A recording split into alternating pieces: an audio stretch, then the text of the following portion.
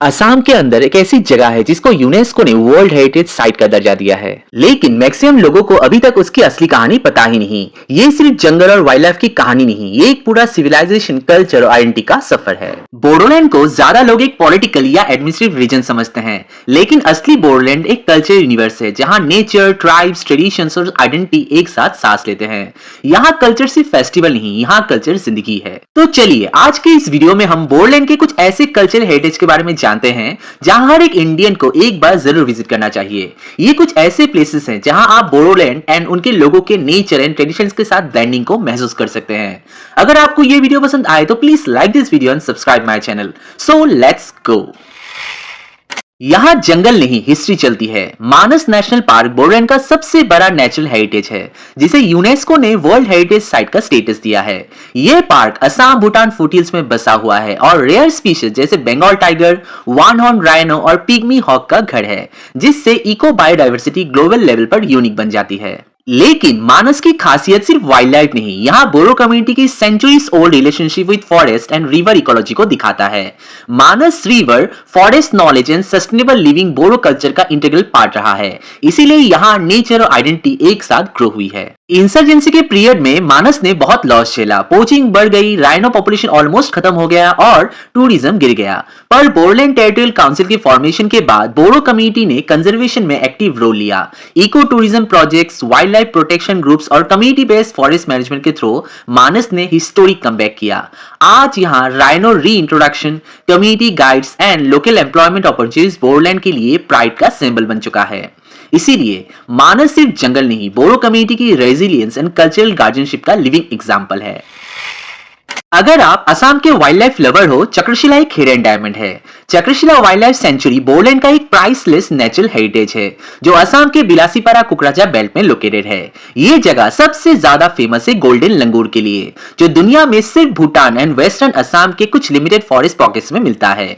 बोडो लोग गोल्डन लंगूर को सिर्फ एक वाइल्ड लाइफ स्पीशीज नहीं बल्कि अपनी कल्चरल आइडेंटिटी का हिस्सा मानते हैं।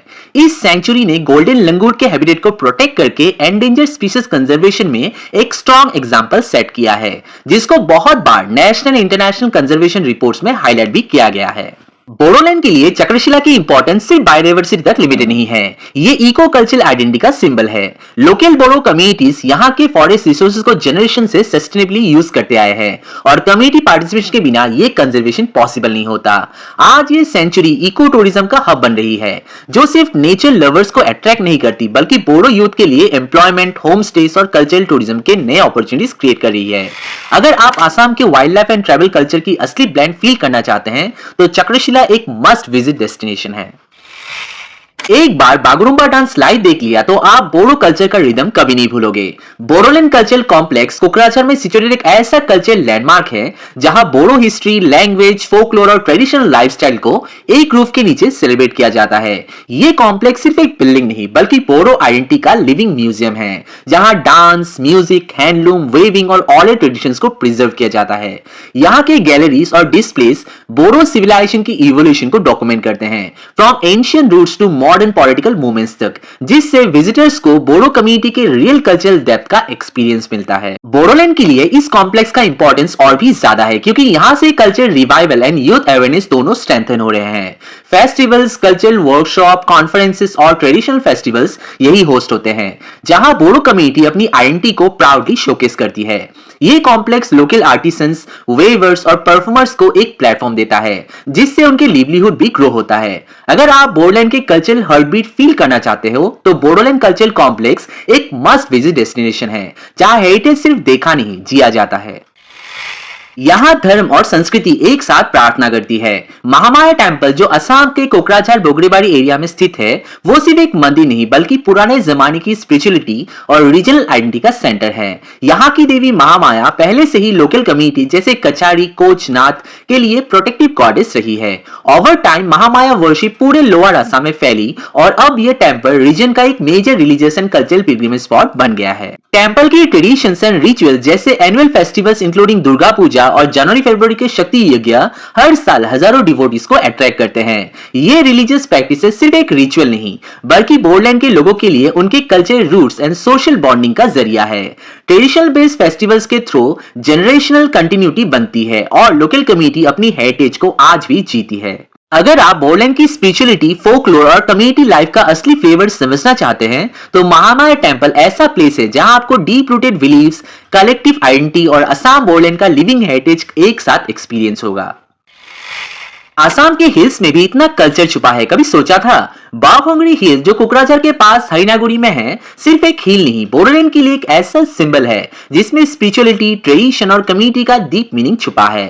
हर साल जब बोडो कैलेंडर के हिसाब से संक्रांति आती है, बोडो समाज और आसपास के लोग एक पुरानी परंपरा को फॉलो करते हुए बाघोंगरी हिल की चढ़ाई करते हैं। इसको पहले कहते थे बाघोंगरी हाजो कखनाई हिल क्लाइंब रिचुअल। सॉरी मेरा बोडो प्रोनाउंसिएशन रॉन्ग हुआ है तो। लेकिन आज बाघोंगरी एक मॉडर्न कल्चरल फेस्टिवल बन चुका है। बाघोंगरी फेस्टिवल जिसे बोडोलैंड टेरिटोरियल काउंसिल के टूरिज्म डिपार्टमेंट ऑर्गेनाइज करता है, फेस्टिवल में ट्रेडिशनल हिल ट्रैकिंग के साथ साथ कल्चरल शोज, इंडिजिनियस गेम्स जैसे रेसलिंग, फोक गेम्स, एथनिक फूड स्टॉल्स और लोकल क्राफ्ट्स को भी हाईलाइट किया जाता है।